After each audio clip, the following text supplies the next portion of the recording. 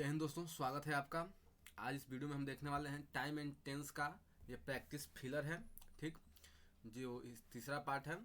तो चलिए सेशन को स्टार्ट करते हैं और देखते हैं आज के इसमें जो प्रश्न होंगे और सभी प्रश्नों पर आधारित जो रूल नियम होंगे उन सबको मैं आपको समझाने का प्रयत्न करूंगा। तो चलिए वीडियो को शुरू करते हैं और देखते हैं क्वेश्चंस को। सबसे पहला हमारा क्वेश्चन है डिड यू डैश राम। एक मिनट थोड़ा रुकेगा। Did you dash Ram. ठीक, तो डिड यू डैश राम। तो देखिए एक बात याद रखिएगा, यहाँ पे रूल समझिए। सबसे इंपॉर्टेंट चीज़ देखिए, ये तो प्रैक्टिस है, सेंटेंस है, आपको मिलता रहेगा, बहुत जगह मिलेगा। सबसे इंपॉर्टेंट चीज़ वो है जो मैं अभी आपको बताने जा रहा हूँ, जो मैं आपको रूल दिखाना चाह रहा हूँ। देखिए इसको आप जरूर नोट कीजिएगा। अगर आपको सेंटेंस में कहीं भी डू या डज या डिड ये दिखाई दे उसके बाद में आप निश्चिंत होकर वर्ब का पहला रूप भरिएगा। इसको आप कहीं कॉपी में नोट कर लीजिए।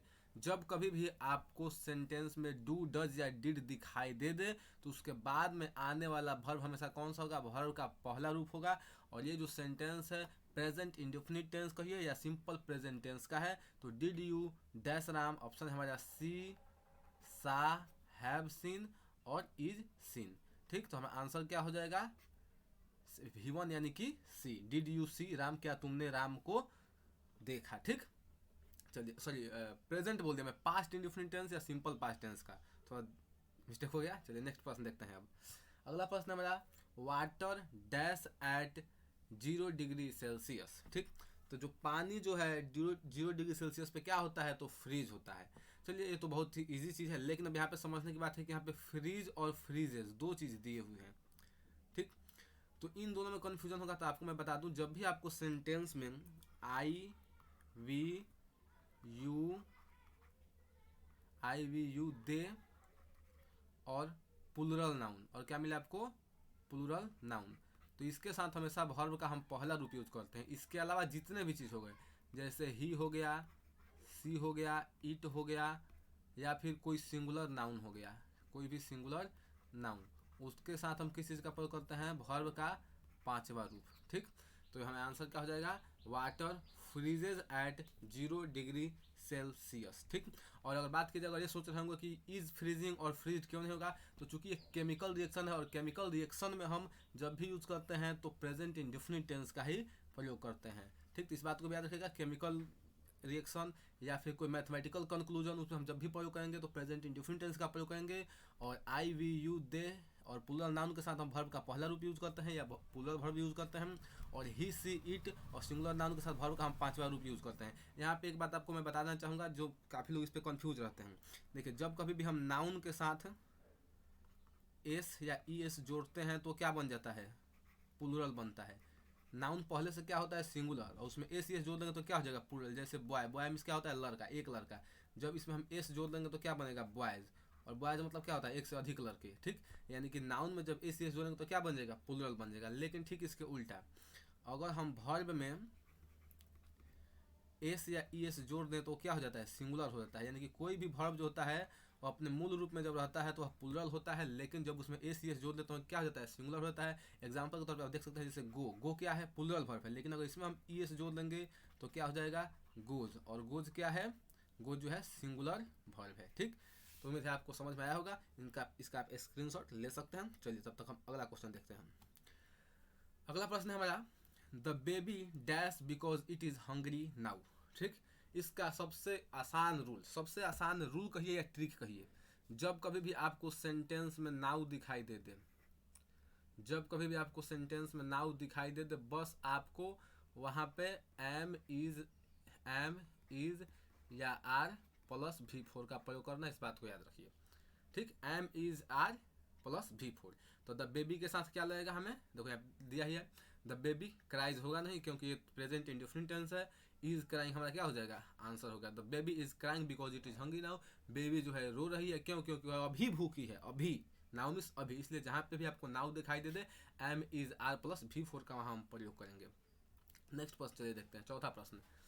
ही will have gone before I dash to him.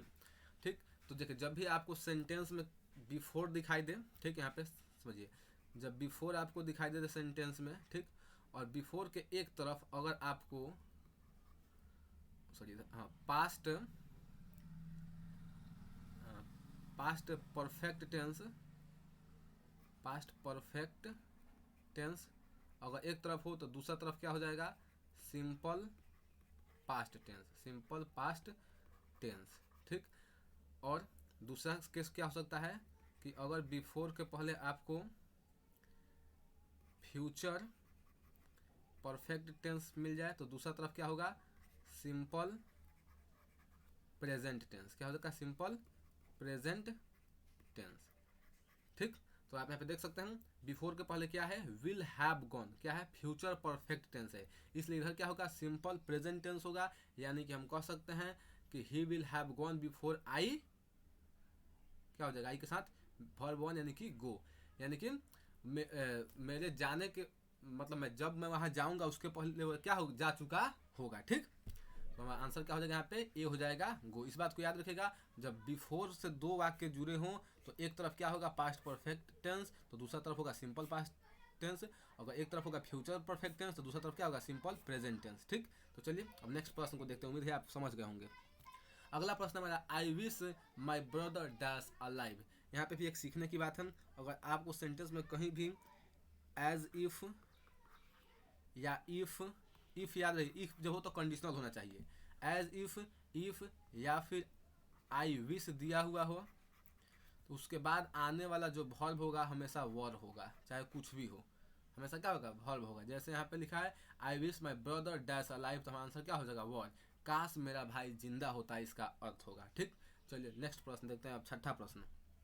छठा प्रश्न हमारा, I dash tennis every Sunday. जब कभी भी आपको एवरी संडे, एवरी मंडे इस तरह का दिखाई, एवरी डे कोई भी हो, एवरी डे, डे यानी कि यहाँ पे डैश डैश होता है, संडे मंडे हो, तो वहाँ पे भी हम किस चीज़ का प्रयोग करते हैं, वहाँ पे भी हम सब्जेक्ट प्लस V1 या V5 प्लस ऑब्जेक्ट यानी कि सिंपल प्रेजेंट टेंस का प्रयोग करते हैं।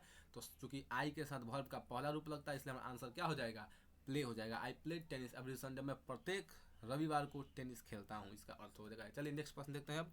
अगला प्रश्न हमारा सातवां प्रश्न, the thief had fled away before the police dash.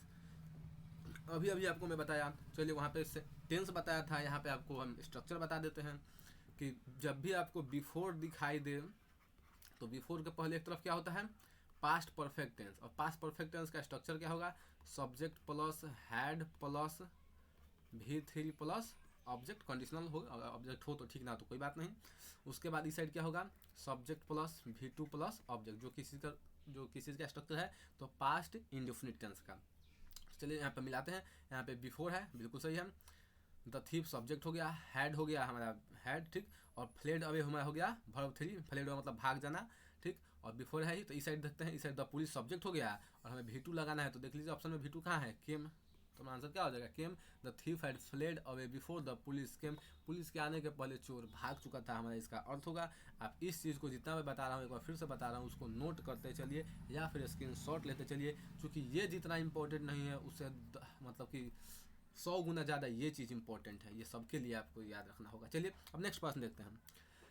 आठवां प्रश्न है हमारा, when Shyam dash back he will finish the work, ठीक। अब यहाँ पे याद रखिए, व्हेन जो है एक तरह का कंडीशनल कंजंक्शन है, ठीक। व्हेन क्या है, कंडीशनल कंजंक्शन है, और व्हेन जब भी आपको सेंटेंस में दिखाई दे, ठीक, व्हेन आपको जब भी सेंटेंस में दिखाई दे, अगर एक तरफ आपको व्हेन के, ठीक, व्हेन के एक तरफ आपको अगर फ्यूचर टेंस दिख रहा है, फ्यूचर टेंस, तो दूसरी तरफ आपको क्या दिखेगा, प्रेजेंट टेंस, प्रेजेंट टेंस, ठीक। अगर व्हेन के एक तरफ आपको पास्ट टेंस दिख रहा है तो दूसरी तरफ भी क्या दिखेगा आपको, पास्ट टेंस। लेकिन यहाँ पे थोड़ा सा और इसको गहराई से समझिए, थोड़ा सा और गहराई से समझिए, एक तरफ आपको अगर यहाँ पे फ्यूचर टेंस मिला तो दूसरी तरफ प्रेजेंट टेंस, लेकिन प्रेजेंट टेंस भी कौन सा टेंस प्रेजेंट, तो सब्जेक्ट प्लस V1 या V5 प्लस ऑब्जेक्ट मिलेगा, ठीक। यहाँ पे अगर एक तरफ आपको मिला पास्ट टेंस तो दूसरी तरफ क्या मिलेगा, पास्ट टेंस, लेकिन पास्ट टेंस में भी क्या, तो subject plus V2 plus object, यानी कि व्हेन अपने साथ क्या लेगा, या तो लेगा सिंपल प्रेजेंट टेंस या तो सिंपल पास्ट टेंस। ठीक, कभी कभी कंटिन्यूअस टेंस भी लेता है, वो अर्थ के आधार पर लेगा। ठीक, तो इस बात को भी ध्यान रखिएगा। तो चलिए यहाँ पर हम देखते हैं, क्वेश्चन को पढ़ते हैं। When Shyam dash back he will finish the work. तो यहाँ पे he will finish the work यानी कि फ्यूचर टेंस है, तो जाहिर सी बात है हम यहाँ पे किस चीज़ का यूज़ करेंगे, प्रेजेंट टेंस का यूज़ करेंगे। और श्याम के साथ हम क्या लगाएंगे, वर्ब का पांचवा रूप यानी कि कम से हमारा क्या हो जाएगा, आंसर हो जाएगा। चलिए अब नेक्स्ट प्रश्न को देखते हैं। अगला प्रश्न है हमारा 9वां प्रश्न, he said that he dash do the work. He said that he dash do the work. अगर आप लोग नारेशन पढ़े होंगे तो आपको बहुत ईजी होगा बनाने में। अगर आप नारेशन नहीं पढ़े होंगे तो चलिए सीधे मैं आपको बता देता हूँ कि नारेशन जब आप नहीं पढ़े होंगे, देखिए याद रखिएगा, सेंटेंस का अगर एक भाग, सेंटेंस का मानिए सेंटेंस दैट से जुड़ा हुआ है।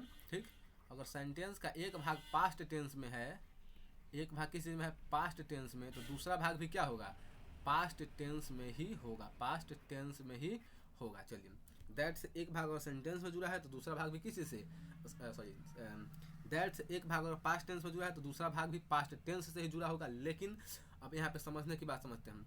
देखिए चूंकि यहाँ पे कैन तो पास्ट टेंस नहीं है तो इसको काट देंगे, लेकिन ये तीनों पास्ट टेंस है, कुड भी पास्ट टेंस है, वाज भी पास्ट टेंस है और हैड भी पास्ट टेंस है, तब कैसे होगा।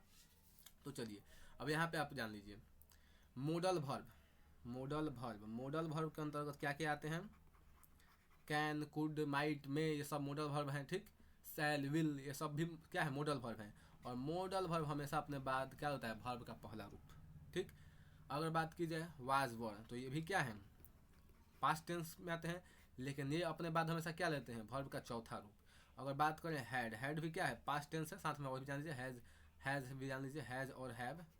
ठीक, तो ये क्या है, ये भी अपने साथ हमेशा क्या लेते हैं, वर्ब का तीसरा रूप। अब ऑप्शन देखिए, डू क्या है, वर्ब का पहला रूप है।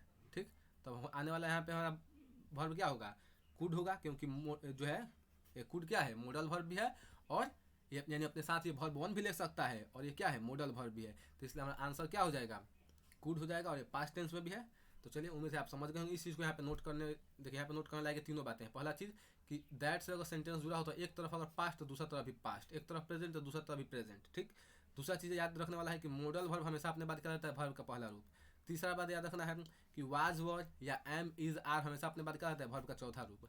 और चौथा बात याद रखना है कि हैज, हैव, हैड अपने बात हमेशा क्या रहता है, वर्ब का तीसरा रूप।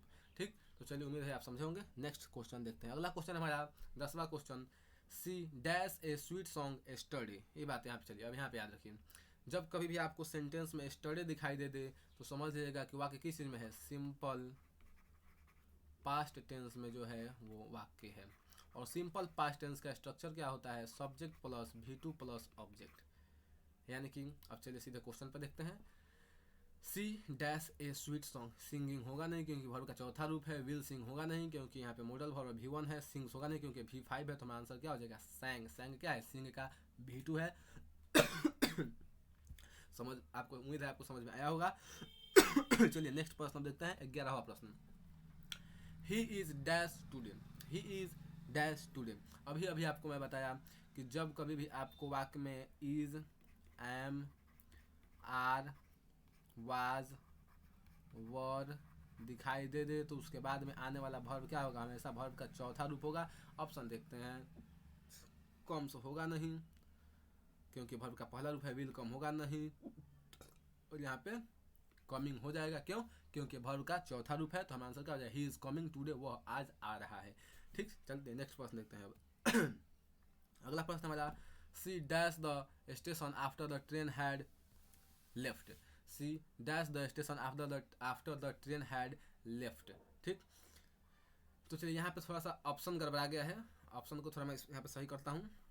तो चाहे कॉम्स में भी काम चल जाएगा, कॉम्स में भी यहाँ पे काम चल जाएगा। देखते हैं हम, चूंकि अब यहाँ पे आफ्टर से जुड़ा हुआ है, यहाँ पे क्या जुड़ा है, आफ्टर से जुड़ा है। तो जैसे बिफोर पे आपको रूल बताया वैसे ही आफ्टर पे ही बताता हूँ, समझिए।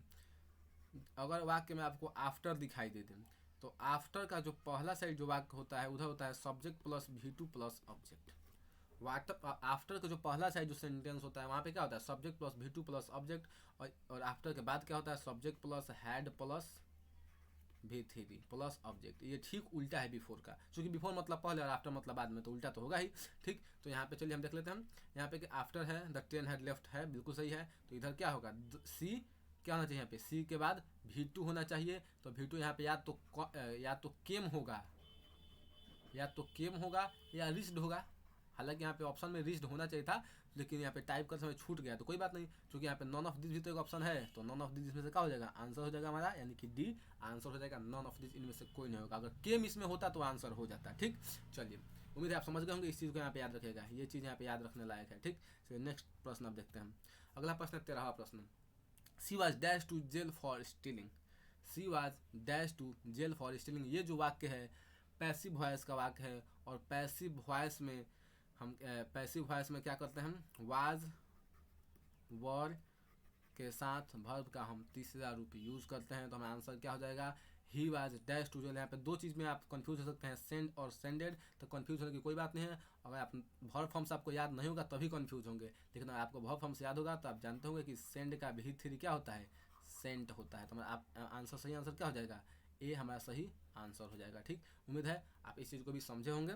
चलिए अब नेक्स्ट प्रश्न देखते हैं, 14वां प्रश्न, when she dash her speech we left the hall। when she dash the speech we left the hall। अभी आपको बताया कि जब कंडीशनल वाक्य हो, when यहाँ पे जहाँ पे कंजंक्शन का काम कर रहा हो और सेंटेंस के एक साइड में पास्ट टेंस हो, तो दूसरा साइड क्या होगा, subject plus V2 plus object. तो यहाँ पे क्या है, when she dash her speech, तो क्या हो जाएगा, V2 चाहिए, यानी कि finished. when she finished her speech we left the hall। जब वह क्या किया, अपना भाषण खत्म किया, हम लोगों ने हॉल क्या किया, छोड़ दिया। नेक्स्ट प्रश्न 15वां प्रश्न देखते हैं, ही always dash in the class. जब भी आपको वाक्य में ऑलवेज दिखाई दे, जब भी आपको वाक्य में ऑलवेज दिखाई दे, समझिए उसके बाद हमें V1 या V5 लगाना है। तो चूंकि ही क्या है, ही सिंगुलर सब्जेक्ट है, और ही के साथ भी क्या लगता है, सिंगुलर वर्ब लगता है, इसलिए हमारा आंसर क्या हो जाएगा, slips. He always slips in the class, वो क्लास में हमेशा सो जाता है। तो देखिए दोस्तों, ओवरऑल हमारा सेशन था, इसमें 15 क्वेश्चन थे, और 15 क्वेश्चन में मैं जितने रूल नियम आ सकते थे आपको बताने का, समझाने का प्रयत्न किया। तो उम्मीद है आपको सेशन अच्छा लगा होगा। सेशन अच्छा लगा हो तो वीडियो को लाइक कर दीजिए और अधिक से अधिक इसको शेयर कर दीजिए। चलो वीडियो को यहाँ पे खत्म करते हैं हम।